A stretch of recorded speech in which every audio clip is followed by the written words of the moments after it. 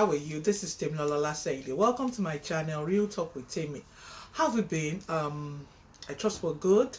Um, I'm going to talk about a topic I've spoken about before, but I'm going to ride on it. You remember there was a time I discussed on Yul Edochie and his journey to polygamy, and although a lot of people were bashing him there, I didn't bash him. I tried not to bash him. I just tried to, give my 2 cents and speak on it, because we're all human beings and we all have our desires. And I'm very sure that everybody's desire is to be loved, everybody's desire is to be accepted. Even sometimes we make fundamental mistakes while doing it, but well, human beings are intricately selfish. It's just that our degree of selfishness differs. So I understand that he's probably looking for something in that decision. But before I go further, please kindly subscribe to this channel if you have not done so. There's a giant red button by your right hand side. Click on it, and if you have done already, continue to like my page, continue to comment, continue to give us feedback there. So, and please continue to refer. You can copy the link and send to people. Today I want to talk about that issue.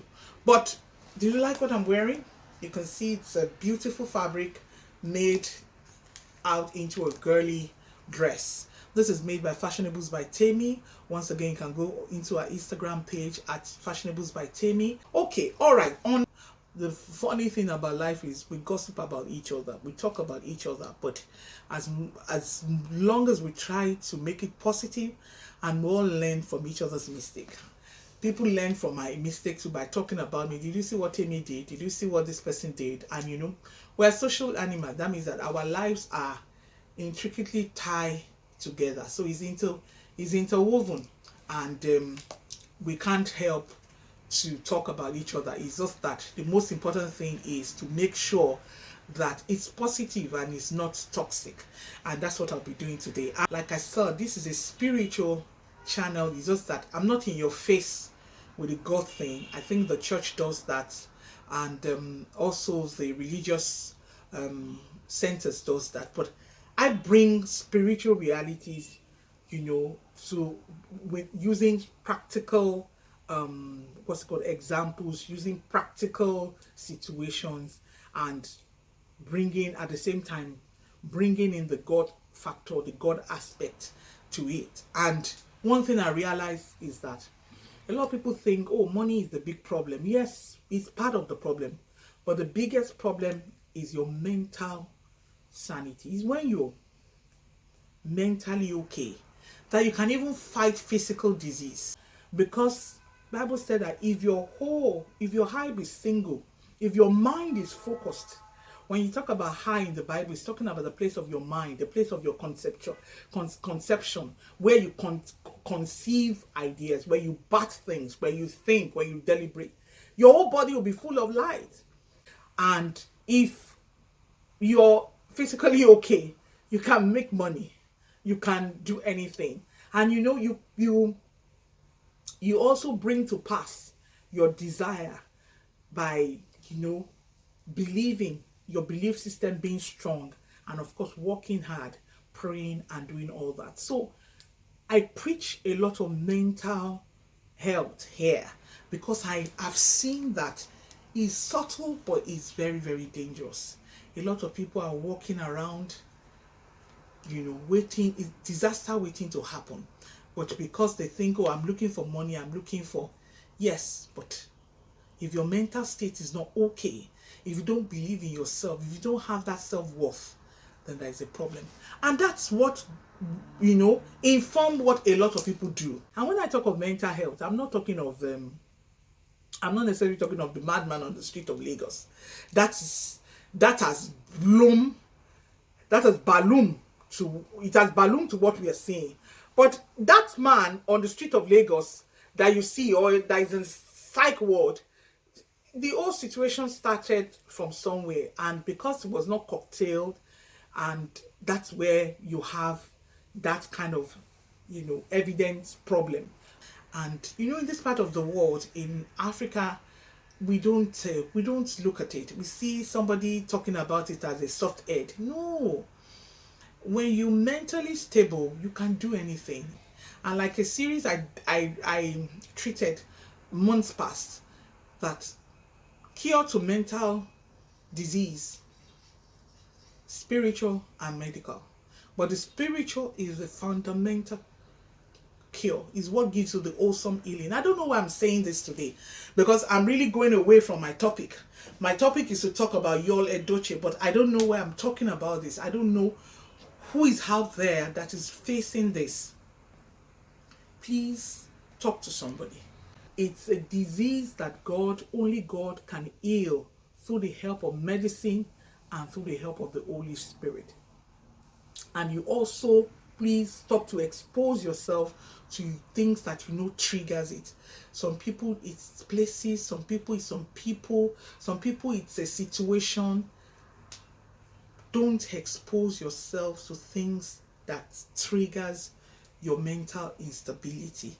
If you know that you cannot take on a task, don't begin to, gas yourself up to say, oh, I'll try. Yes, it's good to aspire, so that when you don't achieve, you don't begin to berate yourself, and that affects you. Take on tasks, take on things you can do. A lot of us also, we don't speak positive to ourselves. When you wake up, tell yourself, I am the best thing that has ever happened to planet Mars. I know we live in a world that everything is shine, everything is make believe. So people, if you are not driving this car, you are not successful. You are not living in this path, you are not successful. Please try and detox yourself as much as possible. If you have friends that are not real, pull away from them. Something happened to me in 2019 thereabout. I used to be a party goer. I love my social. I'm a child of God, but I just felt that it's good to be sociable, and I am sociable. But at that time, I noticed that the circle in which I was rolling, I didn't like it. Sometimes when I come back, I don't like the feeling I get. And I changed my circle. People thought I was crazy. I changed it absolutely. I just moved away. Because I tell people, I can't afford to hate myself when I get home, when I'm by myself. I've only got myself. I'm living in myself. And that's what leads to suicide, because you hate yourself so much that you just look at it and you know what? Get out of this. I don't want to see you anymore. That's what leads to suicide, when you loathe yourself so much, when you detest yourself so much. And I know this, I want to be better than my neighbor syndrome is also killing us. This competition, please walk your own path. Somebody is living in opulent places, area of your city, doesn't mean that you can't also live there. And if you are not even living there, if you are never going to live there, doesn't mean that you are less of a person. I know people that are living in not so opulent places, and yet they are making meaning. They are making meaningful things in life. People love them. They achieve so much. So money or opulent lifestyle is not the only thing we've come to do. The most important thing is you need to discover your purpose. It's your purpose that will give you that satisfaction and that fulfillment. And that you discover your purpose doesn't mean that everything just suddenly becomes, bright and beautiful. Yes, sometimes you will second guess yourself. You will have that itch. You have that hiccups. But that purpose and that vision starts to drive you. And you are not only living for yourself. It's not just debt and taxes. You are not just going to work, pay bill, and die. No. There is a reason you've come. There is a reason God created you. Please, let's look for that purpose. That purpose will also help our mental state. Look for people that believe in you. It could be one or two people, but look for them. Search for them. You owe yourself that.